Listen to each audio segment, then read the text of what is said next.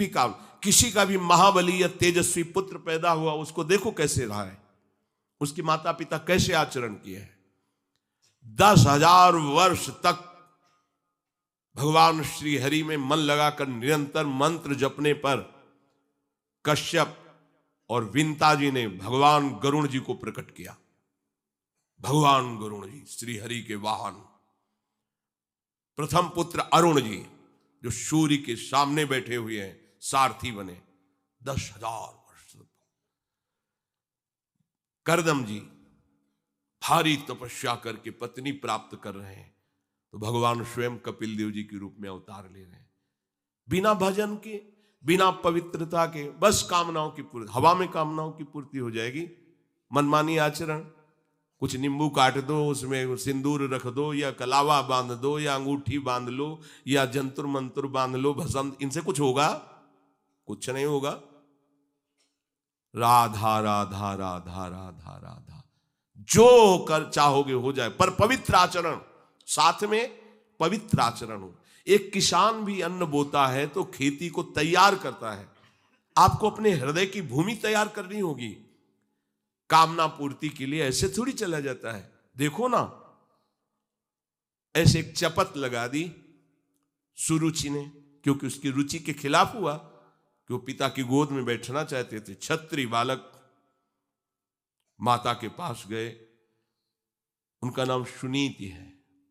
वो सुंदर नीति से चलती है, वो रुचि से चलती है, सुरुचि अपनी रुचि, और वो सुनीति सुंदर नीति से चलती है।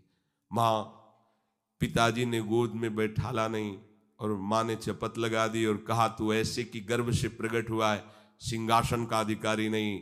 अगर तुझे सिंहासन पर ही बैठना है तो जा तपस्या कर और मेरे गर्भ से प्रकट हो। तपस्या इस बात की कर कि मेरे गर्भ तब कहीं तू पिता की गोद में बैठ सकता है। बोले हाँ बेटा। महाराज तो मुझे दासी भी मानने के लिए तैयार नहीं है। बेटा, भगवान नारायण का जिसने आश्रय लिया उसकी कोई कामना अधूरी नहीं रही। जाओ तुम भगवान श्री हरि का आश्रय लो, वही तुम्हारी कामना की पूर्ति करेंगे। मेरे में तो कोई सामर्थ्य नहीं, पर मैं आशीर्वाद देती हूं। मेरा आशीर्वाद कवच की तरह तुम्हारी रक्षा करेगा। 5 वर्ष का बालक चला भगवान की प्राप्ति के लिए। वो प्रेम नहीं चाह रहे हैं, वो पद चाह रहे हैं। कैसे जीवन व्यतीत किया देखो। 6 महीने की बात।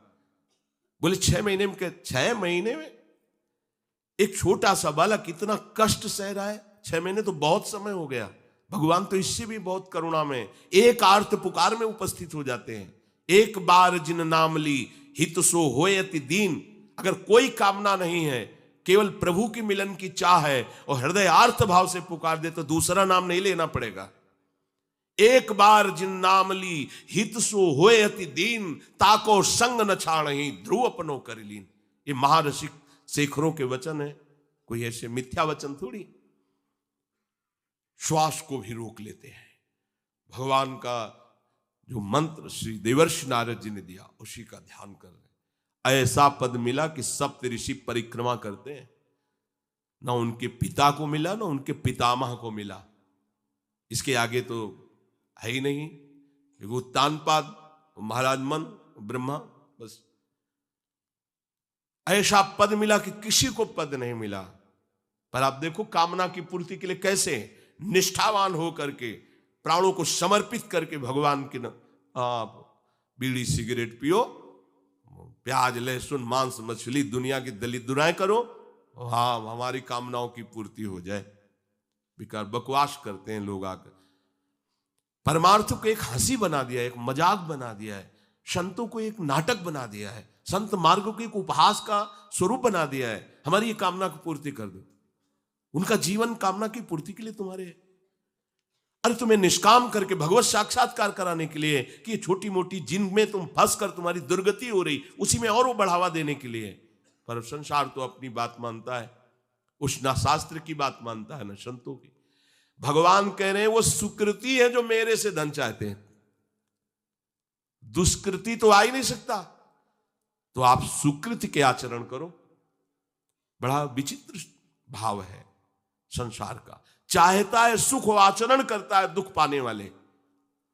दुष्कृति करो, पाप करो और सुख चाहो, कैसे हो सकता है भाई? कैसे हो सकता है ऐसा? तुम सोचो हम अपने बल से कर लेंगे, तुम्हारा बल काम नहीं करेगा। जब थोड़े दिन की स्वतंत्रता दी जाती है, जाओ आप 50 वर्ष, 60 वर्ष, 80 वर्ष आपको समय मिला है, आप चाहे घोर पापाचरण कर लो और चाहे बहुत बढ़िया तपस्या भजन पुण्य कर लो, छूट है, आपको विघ्न नहीं पहुंचाया जाएगा। हाँ, कोई महत अपराध कर दोगे तो फिर तो बख्शा नहीं जाएगा। साधो ज्ञान तुरंत भवानी, कर कल्याण अखिल के हानि। अगर कोई महत अपराध बन गया तब तो, नहीं तो छूट है तुम्हारी, कमा लो जो कमाना चाहते हो, पापाचरण या पुण्य जो कमाना चाहते हो। तो आपको लगता है कि आदमी बड़ा सुखी दिखाई दे रहा है, बेईमानी करता है, पापाचरण करता है, छूट दी गई है भगवान की तरफ से। ये कर्म भूमि है, तुम कर्म कर सकते हो, अच्छे या बुरे दोनों की छूट है। तुम भगवान का भजन करके नारायण बन सकते हो, नारायण स्वरूप में स्थित हो सकते हो। तुम गंदे आचरण करके भूत प्रेत बन सकते हो, सुअर कुत्ता बन सकते हो, और भी नीची योनियों में जा सकते हो। तुम स्वतंत्र हो इस समय, जो चाहो कर सकते हो। ये हारी योनि को छूट नहीं, केवल मनुष्य योनि को छूट है। और तो सब अपने विवश होकर कर्मों को भोगना ही पड़ेगा, चाहे वो देवता क्यों ना हो। सावधान हो जाओ, भगवान ने छूट दे दी। ये यहां नहीं कह रहे कि तुम निष्काम ही होकर हमारी शरण में आओ। बड़े कृपालु हैं, जगत पिता है ना, वो कह रहे हैं कि आर्तो जिज्ञासु रर्थार्थी ज्ञानी चो भरतर्षभ। मान लो बहुत दुष्कृति है, बहुत गंदे आचरण वाला है, और उसको किसी भी संयोग से भगवान में रुचि हो जाए तो अब उसे दुष्कृति नहीं कहा जाएगा। अपने लोगों की यही कि अगर जीवन में कभी पीछे हमने उसको कोई ऐसा आचरण करते हो, जीवन भर यही उसी आचरण को देखेंगे हम, ये वो गंदा आदमी है जिसने ऐसा किया। भाई एक तरंग आई थी, उस तरंग में उसके द्वारा वो गलती हो गई, इसके बाद वो भगवान की शरण में वो सुधार, वो महात्मा बन जाएगा।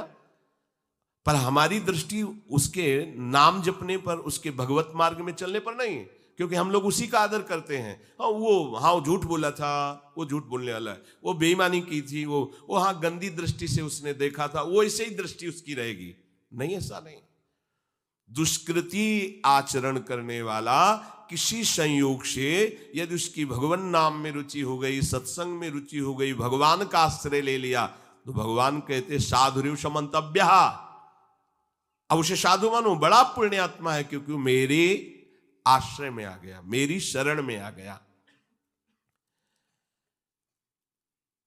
भगवान कृपा करके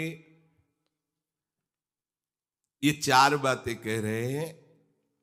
अगर आपको कोई भारी से भारी संकट है, चाहे जितना बड़ा संकट हो, कई घटनाएं अपने जीवन में हमने देखी, आश्चर्यमयी घटनाएं, जो बिल्कुल बस केवल भगवान ही बचा सकते थे। मुरारी शरण जी और कई संत अपने गिरिराज जी की परिक्रमा में रात्रि में गए थे। 2 बजे के लगभग वापस आ रहे थे हाईवे से, और ड्राइवर सो गया, और डिवाइडर उस पे गाड़ी ऐसे एकदम जोर से, राधे श्याम, बिल्कुल रफ्तार से गाड़ी चल रही, एकदम ऐसे, एकदम आवाज जोर से प्रभु की इच्छा से निकला, राधे श्याम। गाड़ी बंद, ऐसे कर। ड्राइवर बार बार सबसे हाथ जोड़ के कि पहली बार ऐसी गलती हुई, मैं सो गया पहली बार। वो समझा कि पीटे हम, कुछ नहीं, शांत। ना कोई पीछे से गाड़ी आई। अब इंजन कैसे बंद हुआ, वो गाड़ी वहां कैसे रुक गई, केवल प्रभु। इसका हम कोई महत्व नहीं रखते कि कोई बड़ी बात है। अरे जीवन उनके हाथ में, आज ले लें या कल ले लें, लेना, ये जीवन उनको समर्पित है। जैसा अगर आप संकट में हैं, पुकार के देखिए राधा, पूरा दृश्य बदल जाएगा। पुकार के तो देखिए, पर बिना अपनापन हुए पुकार नहीं सकते आप उस समय। अरे दैया रे, ऐसे आएगा, राधा नहीं निकले, अरे बाप रे, ऐसे आएगा, राधा नहीं निकलेगा, क्योंकि तुम्हारे दैया और बाप है ना। हाँ, हमारे तो यही है जो कुछ है, राधा। दर्शन करने राधा वल्लभ जी के जा रहे थे, शराब पिए मोटरसाइकिल से उधर से कोई आ रहा था, हमारे दोनों पैरों के बीच में पहिया, मोटरसाइकिल रफ्तार से आ रहा था। बस ऐसे, अब आगे हाथ रखी जाएगा जब वो ऐसे, वो जो खोपड़ी सी होती मोटरसाइकिल, ऐसे श्री राधा, ऐसे बंद। ओ बोला बाबा बंद कैसे हो गई? हम कहा भैया बंद ना हो जाती तो हमें बंद कर देते। तो बोले बाबा हम शराब पिए थे तो हमसे संभली। हम कहा हम कुछ नहीं कह रहे, आप जाइए। बोले हमें तो आश्चर्य कि बंद कैसे हो गई? तो हम कहा हम जिनकी शरण में हो कर तुम अन्यथा कर तुम सर्वसमर्थ है। भगवान का प्रताप जगह जगह देखा है। मतलब कैसे हम तुम्हें बताएं। महुआ से आ रहे हैं ट्रेन में, अब किसी श्रद्धालु ने टिकट दे दी। अब हम ज्यादा पढ़े लिखे तो है नहीं, कक्षा 9 पढ़े, संसारिकता का ज्यादा ज्ञान नहीं, बचपन से इसी में लगे रहे तो वो तो ज्ञान। अच्छा उसके कौन पढ़े कि कौन से स्टेशन की क्या, हमें तो भाई टिकट दे दी, लो महाराज आप बनारस की टिकट, तो अपनी झोली में डाल ली और बैठा दिया वो अच्छे वाले उसमें है। हाँ जो भी रूम कहे जाते हो वातानुकूलित कक्ष जो होते उसमें। हम तो क्या हमारे पास टिकट है, ओ आए वो जांच वाले टिकट, हम बड़े गर्व से लिखा होगा ये टिकट है भाई। वो देखा, बोले स्टेशन कब निकल गए हो, कहाँ बैठे हो तुम? ये जनरल की टिकट है और ये स्टेशन तो कब निकल, कहाँ जाना है? हमका वाराणसी। बोले तुम्हारे पास टिकट तो है नहीं। और अब पावर होता है जब, तो फिर उसमें और हमारी और नई अवस्था उस समय थी 24-28 के बीच की जो अवस्था, वो कुछ बोलने अभद्र शब्द बोलने वाले खड़े हो चलो हमारे साथ बोलने। ऊपर एक आदमी ले नीचे उतरा, अंग्रेजी से उनसे बात की, इतनी बड़ी कागज में टिकट बनवाई, हमें दी, पैसा दिया और कहा सर आप जाइए। कोई नहीं, कौन है ये, कौन उतर के आ रहा है, कौन सहयोग कर रहा है? हरि जिसके सहारे हैं वो एक एक कदम पर दुलार कर रहा है। अब संकट निवृत्ति के लिए हम प्रभु का आश्रय न लेकर जगत का आश्रय बड़े बड़े चूक कर देते हैं। अमुक है उनका संबंध हम दृढ़ रखते हैं क्योंकि कभी हुआ तो वो काम आएंगे। धिक्कार है भगवत शरणागत कहला करके किसी अन्य का आश्रय लेना। इतने बड़े मालिक हैं सर्वत्र सर्वशक्तिमान, तुम्हें और किसी का आश्रय चाहिए? पर ये बात तभी समझ में आएगी जब खूब सत्संग करोगे और नाम जप करोगे। भगवान का आश्रय पल पल पर देखा है, उनका जीवन में दुलार देखा है। बस ये लगा कि भगवान ही बचा सकते हैं, दूसरा कोई नहीं बचा सकता। गंगा किनारे कुछ जगह ऐसी होती है जो ऊपर से एकदम सूखी पपड़ी दिखाई दे रही, वो अंदर भारी दलदल होता है। हम लोग अपनी मस्ती में चले जा रहे हैं, पीछे से आवाज, ए बाबा रुकना, कदम रुकिए। वो दौड़ के आया, बोले बाबा आपको पता है ये यहां से देखो आधा किलोमीटर तक दलदल है, फंस जाओगे तो वहीं खड़े खड़े मर जाओगे, कोई निकालने वाला नहीं। ऊपर से सूखी पपड़ी, नीचे पग पग पर प्रभु को देखा है। आर्थ अगर संकट निवृत्ति कोई कर सकता है तो भगवान श्री हरि कर सकते हैं। आप उनका आश्रय, भगवान उसको अपना कर के कहते हैं बड़ा उदार है, उसने मेरी शरण ली। उदार जैसे बच्चा दौड़ कर घर आ जाए, माँ की गोद में बैठ जाए तो माँ क्या कहती है, बहुत दुलार करती है। ऐसे दुलार करते हुए उस मनुष्य को भगवान करे ये बड़ा उदार है, बड़ा सुकृति है, इसने दुख निवृत्ति के लिए मेरा आश्रय लिया। अगर सत्संग सुनकर तुम्हें थोड़ा भी भाव आ रहा हो तो किसी भी विपत्ति में किसी का सहारा मत लेना, एकमात्र प्रभु का भरोसा रखना। अगर विपत्ति संपत्ति में न बदल जाए तो हमें बताना, और अगर किसी का सहारा लिया तो बनती हुई बात बिगड़ती चली जाएगी, ये पक्का समझ लेना। आपको लगेगा कि उनका फोन नंबर कर दें तो एक फोन में सारी बात संभल जाएगी, नहीं भाई, ये लोकवत थोड़ा संभलता नजर आएगा लेकिन वो बात बिगड़ जाएगी जिससे सारी बात बननी नहीं। बने तो रघुबर ते बने और बिगड़े तो भरपूर, बिगड़ जाने दो। क्यों?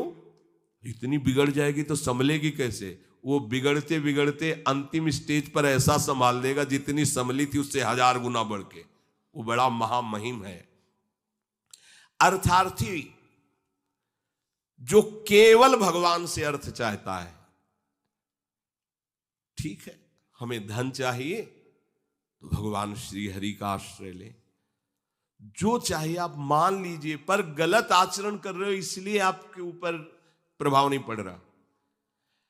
हमारी बात हाथ जोड़कर हम प्रार्थना करें, मान लीजिए सब कामनाओं से पीड़ित है, सबकी कामनाएं पूर्ण हो जाएंगी। जो इच्छा करी हो मन माही, प्रभु प्रसाद कछु दुर्लभ नाई। पर मांस खाना छोड़ो, शराब पीना छोड़ो, पराई बहन बेटियों के साथ गंदी दृष्टि करना बंद करो, ये गंदे आचरण बंद करो, राधा राधा बोलो, ना पूर्ण हो जाए तो मैं बताना। मनमानी आचरण करते हो, गंदे पापाचरण करते हो, फिर कहते हो कि हमें कुछ दिन राधा नाम जपते हुए अभी लाभ नहीं मिला। लाभ कैसे मिले? आप नीचे से तो ऐसे असाधन कर रहे हो, पापाचरण कर रहे हो, प्रभु की आज्ञा का उल्लंघन करोगे तो कैसे प्रभु प्रसन्न हो जाएंगे तुम पे? हमें किसी से अपना काम बनाना होता है ना, तो उसकी रुचि के अनुसार चलना होता है। एक साधारण व्यवहार की बात करें, हमें आपसे काम बनाना है तो हमें आपकी रुचि देखनी पड़ेगी और आपकी रुचि के अनुसार चलना पड़ेगा। आपकी भावना में हमारी कदर बने तब हमारी बात बनेगी। तो हमारे प्रभु तो पहले ही कहते हैं तुमसे कि ममई वांस तू मेरा है। पर प्रभु की आज्ञा है शास्त्र के अनुसार चलो, जो मैं बोल रहा हूं वैसे ही चलो। ऐसा चलोगे तो तुम्हें धन मांगना ही नहीं पड़ेगा। आपको मजाक लगता है ये सब कथाएं सुनकर, अगर विश्वास हो तो तुम्हें मजाक न लगे, ऐसा तुम्हारे जीवन में भी हो जाए। नरसिंह मेहता जी के पास उनकी बेटी के यहां भात भरने के लिए जब चर्चा चली तो अब ये लगा कि अगर यहां निमंत्रण नहीं भेजेंगे तो बहू को दुख होगा, और निमंत्रण भेजते हैं तो बेइज्जती की बात होगी, क्योंकि सब बाबा जी आएंगे फटे पुराने कपड़े, मजीरा और करताल लिए, और हरि नाम कृष्ण नाम गोविंद नाम कीर्तन करने। अब यहाँ वीआईपी लोगों के बीच में और लोग पूछेंगे कौन है, तो कहेंगे समधी, बेइज्जती महसूस होगी। धनाभिमानियों को ये रहता है कि ये तो भिखारी हैं, बाबा जी हैं, इनके सामने क्या बेइज्जती नहीं। तो बोले इतना लिख दो कि वो आएंगे ही नहीं, इतना पर्चा में भात का सामग्री लिख दो कि वो आएंगे ही नहीं। ये बात जमे कि निमंत्रण भी हो जाएगा और नहीं आए तो बेटी भी, जो बहू है वो भी नाराज नहीं होगी, भाई निमंत्रण तो गया है, पूरा लिख दिया। नरसिंह मेहता जी के पास पत्र गया, उन्होंने देखा, जाके ठाकुर जी के चरण, महाराज, क्योंकि भगवान के सिवा कोई आश्रय है नहीं। तैयारी की गाड़ी में, तो अब वहां 10-5 तो संत महात्मा कीर्तन, पूरी मंडली भगवत कीर्तन कर, गाड़ी में बैठ के। अब नरसिंह जी के सिवा उनका कोई था नहीं, और नरसिंह जी की हरि आश्रय। अब जहां नरसिंह जी वहीं, मान लो अपने लोग चलेंगे तो पूरे चलेंगे, जहां चलेंगे। अब कीर्तन करते हुए ऐसा भात भरा था ठाकुर जी ने कि भूतो न भविष्यति, स्वर्ण की वर्षा हुई थी, लिखा है स्वर्ण की वर्षा हुई थी। द्वारिकाधीश की गाड़ियां लगी हुई थी, बैलगाड़ियों में सब लदे स्वर्ण आभूषण, सब गांव का गांव पूरा कंचन का हो गया था। ऐसा वैभव भगवान ने प्रकाशित किया। आपको क्या भगवान पर विश्वास नहीं? क्या आप प्रभु के नहीं हैं? क्या आपको प्रभु ऐसा प्यार नहीं करते? पर आप प्रभु के ऐसे आश्रित नहीं होते, इसीलिए आपको अनुभव में नहीं होता। अगर कोई आश्रय नहीं है और आपकी किसी पर नजर न जाए, केवल इन्हीं के चरणों में रहे कि अब तो जीवन आपके लिए, ऐसे संभाल लेंगे। ऐसे अर्थ चाहिए आपको तो केवल इनका भरोसा ले लो, केवल इन अपने छल कपट का, अपने व्यवहार का, अपने किसी बल का नहीं, केवल इनका भरोसा ले लो। चमत्कार हो जाएगा जीवन में, आपको पता नहीं चलेगा कैसे हुआ। कभी ऐसे नहीं हुआ इसका, कभी किसी से ऐसे नहीं हुआ इसका, कैसे हो रहा है उनका, कैसे हम सबका उदर पोषण हो रहा है, वृंदावन वास हो रहा है, सब चल रहा है। कैसे प्रभु चला रहे हैं? क्या आप सबको नहीं चला रहे हैं? पर आप अपने को कर्ता मान रहे हैं, इसलिए आपको अनुभव में नहीं हो रहा, इसीलिए आपको परेशानियां हो रही, क्योंकि आप कर्ता बन रहे हो। अगर विश्वंभर कर्ता को कर्ता मान लो और उनके आश्रित हो जाओ तो जो चाहोगे मिल जाएगा, अगर ना चाहोगे तो वो मिल जाएंगे। जो चाहोगे मिल जाएगा, बिल्कुल कोई चाह न करो तो वो जो व्यवस्था उनको करनी करेंगे और वो स्वयं मिल जाएंगे। अर्थार्थी भक्त को धन संपत्ति वैभव चाहिए, पर वो केवल हरि से चाहिए, दूसरे से नहीं। बस ये ध्यान रखना, इसकी परीक्षा होगी आपकी। अपने इष्ट देव के अनन्य होकर के यदि आप अर्थ चाहोगे तो बहुत जल्दी आपका परिवर्तन होना शुरू हो जाएगा। पर आचरण आपके पवित्र होने चाहिए, भी ध्यान रखना। आचरण की अगर पवित्रता नहीं तो फिर शिकायत मत करना। आप अपने आचरण पवित्र करो और नाम जप करो, केवल हरि के आश्रित रहो, फिर देख लेना। अगर आपको लगता हो कि भगवान के भक्त बहुत गरीब और ऐसे, सच्ची पूछो, उनको आकांक्षा नहीं होती। प्रभु जबरदस्ती व्यवस्था करते, उनको आकांक्षा नहीं होती। 4 रोटी मांग ली, ऐसे ही पड़े, पूरा जीवन प्रभु के लिए। उन प्रेमी महापुरुषों की चरण धूल अगर शरीर का स्पर्श कर ले तो पावन हो जाए। देवता तरसते हैं उनकी सेवा के लिए, सिद्धियां हाथ जोड़े खड़ी रहती हैं, पर वो अकिंचन महात्मा किसी से कुछ नहीं चाहते। कि ऐसा न समझो कि हमारा दास, हमारा भक्त, हमारा आश्रय लेने वाला ऐसा नहीं है। वो हरिदास, भगवान के चरणों का दास है। समस्त ऐश्वर्य संपन्न भगवान उसके अधीन हो जाते हैं जो भक्ति करता है। अगर आपको अर्थ चाहिए तो केवल भगवान का आश्रय ले, दूसरे का नहीं। अब ये कोई छोटी मोटी बात नहीं, देख लीजिए अंदर से। अपने बल का आश्रय नहीं, किसी दूसरे व्यक्ति का आश्रय नहीं, किसी दूसरी दैवी शक्ति का आश्रय नहीं, केवल श्री हरि का आश्रय। और जब आप पक्के उतर जाओगे, जैसे सुदामा जी, तो जैसी द्वारिकापुरी थी वैसे सुदामापुरी हुई। जैसा वैभव द्वारिकाधीश का वैसे सुदामा जी का वैभव था। पक्का मान लीजिए। लोग समझते नहीं, ऐसा ना समझो कि ये केवल कथाएं हैं। आपका जीवन स्वयं एक कथा बन जाएगा। यदि आप हरि के आश्रित हो गए तो आपका जीवन चरित्र दूसरों के लिए उदाहरण बन जाएगा। पर निष्ठा चाहिए। कई कई दिन भूखे रहे सुदामा जी।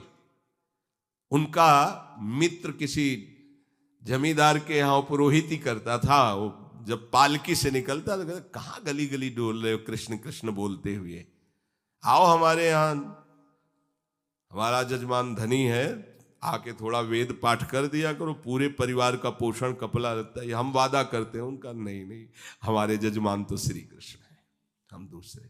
घर आते पत्नी पूछती, कुछ मिला? 5 घर हो आए, कुछ मिला नहीं। चलो तुलसी दस और चरणामृत से दिन काटते। भगवान व्याकुल हुए, भगवान ने ऐश्वर्य दिया। अगर धन ही चाहिए, सुदामा जी की इच्छा नहीं थी, उनकी पत्नी की इच्छा के कारण वो भी इच्छा भगवान ने पैदा की। ये भक्तजनों को ऐसा ना समझो फटे पुराने कपड़े पहने या ऐसे घूम रहे हैं, बड़े अभागी हैं। हम तो बड़े भाग्यवान हैं क्योंकि हमारे पास सारा ऐश्वर्य है।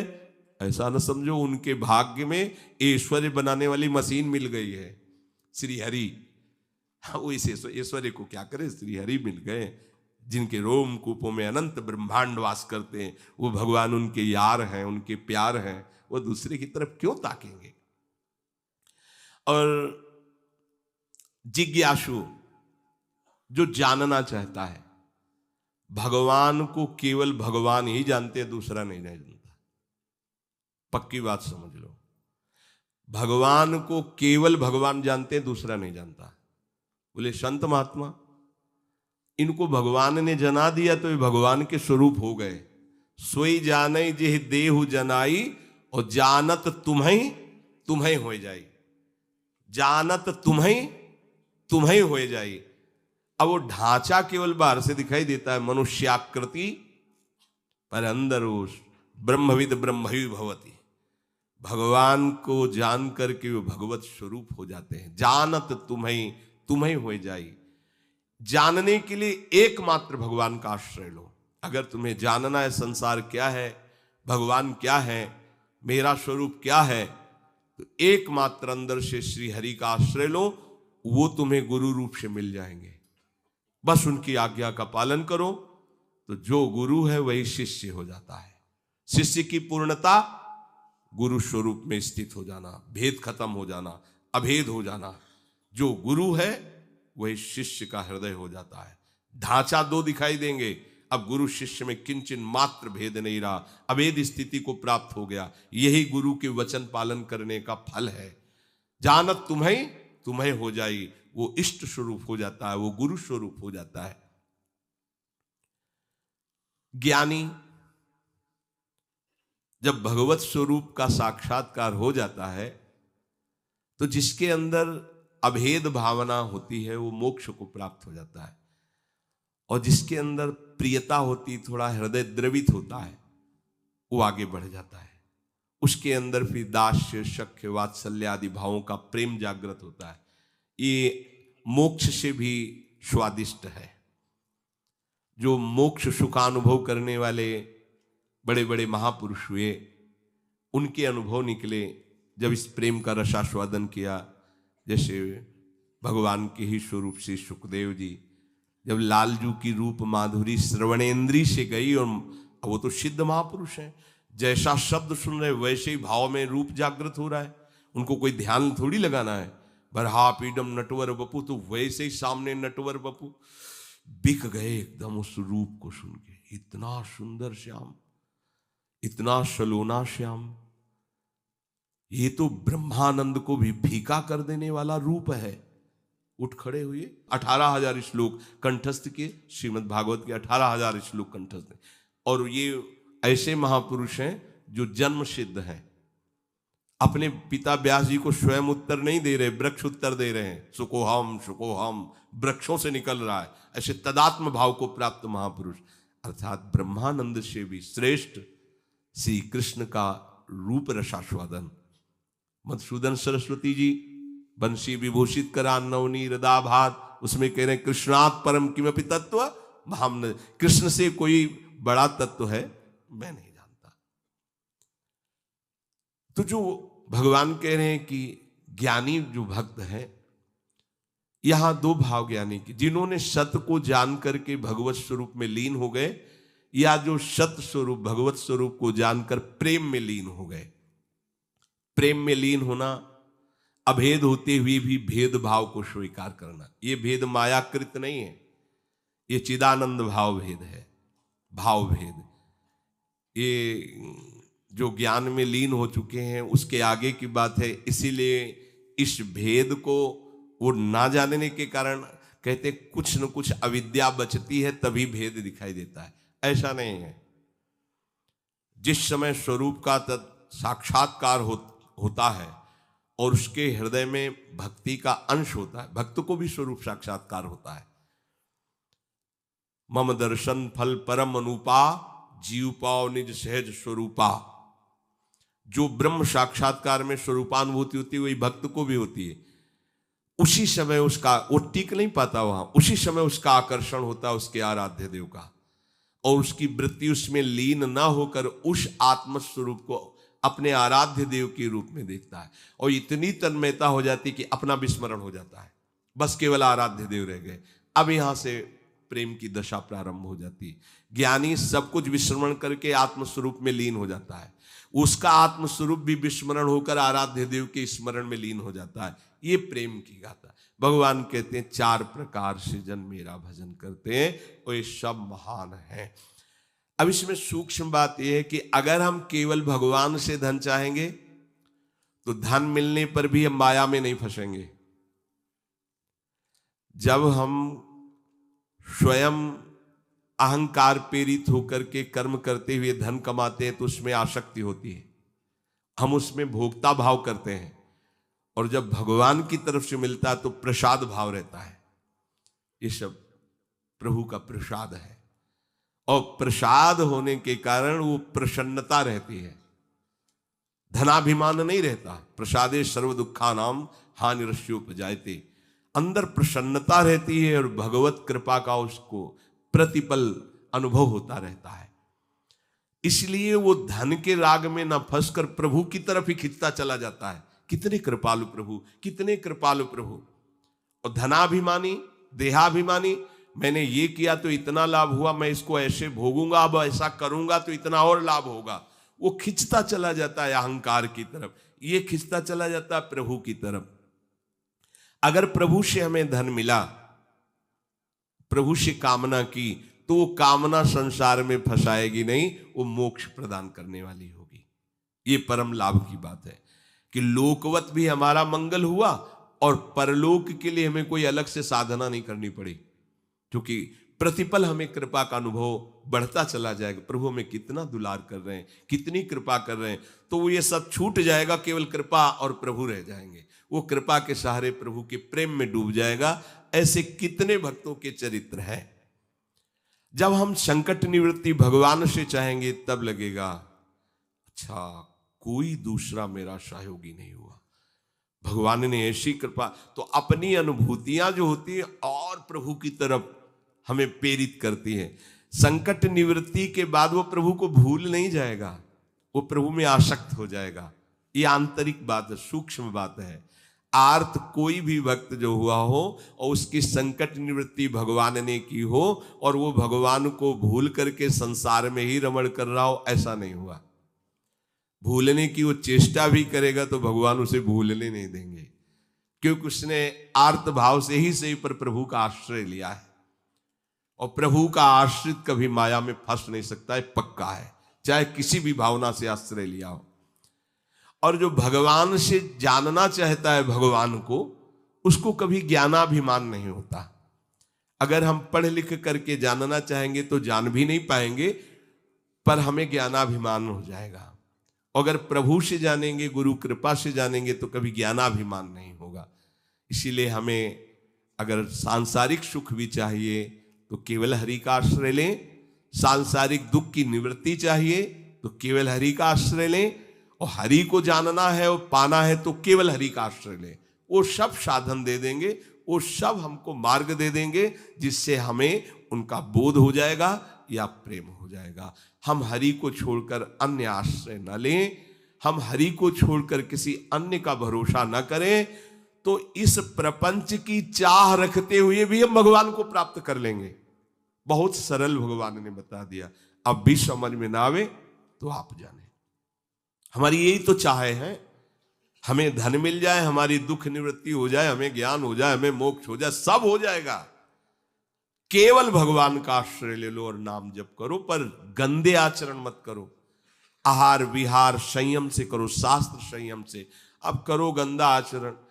जो गंदे आचरण वाले थे जब प्रभु की शरण में आए तो उलट गए, फिर दोबारा नहीं देखा उधर, तो क्या हुआ, वो महात्मा बन गए। अब अपनी भगवान की शरण में आए, अगर गंदे आचरण करते रहेंगे तो अनुभव नहीं होगा, और ये होगा कि पता नहीं भगवान आपके ऊपर प्रसन्न होंगे इसलिए ऐसा हो गया, हमारा तो नहीं हुआ। आप आचरणों को, भगवान का बल आपको सहयोग देगा, आपको बचाएगा। पर आप इच्छा करके यदि कामनाओं की प्रवाह में बहकर गंदे आचरण करेंगे तो छूट भी दी है भगवान ने, आप करो और उसका फल भोगो। अवश्य में भोक्तव्यम कृतम कर्म शुभाशुभम। आश्रित को ये ध्यान रखना चाहिए, अपने आराध्य देव के विरुद्ध आचरण नहीं करना चाहिए। अगर कहीं होने की संभावना हो तो आराध्य देव से प्रार्थना करनी चाहिए, बचा लो प्रभु। हर्षित हो कि कैसे कोई पापाचरण कर सकता है भगवान का दास कहलाकर, भगवान का शरणागत कहलाकर। सबके अंदर वासनाएं होती हैं, इन्हीं का नाश करने के लिए तो हम भगवत मार्ग के पथिक बने। और नाम में इतनी सामर्थ्य पूछो मत। ये तो जैसे जैसे तो ऐसा लगता है अभी तो कुछ परिचय ही नहीं मिला नाम का। इतना अमोघ, इतना अगाध, इतना अथाह वैभव नाम में है। सच्ची मानिए, सच्ची मानिए। आप बस लगे रहो राधा राधा राधा, फिर देख लेना, आप खुद देख लेना। आप बस ये चीजें बंद कर दो जो असाधन है। ये होने के हमने विचार भी किया, जब लोग प्रश्न करते हैं कि नाम तो हम भी जप रहे, पर तो विचार किया आप असाधन करते हो। भगवत विमुख आचरण करो, कैसे प्रभु को आप प्रसन्न कर पाएंगे। अभी तक करते रहे, कोई बात नहीं, वो भूत है, निकल गया भूत। वर्तमान को संभालो, वर्तमान में कोई गलत आचरण न हो तो आपका परम मंगल श्री हरि कर देंगे। शेष चर्चा श्री राधा वल्लभ लाल।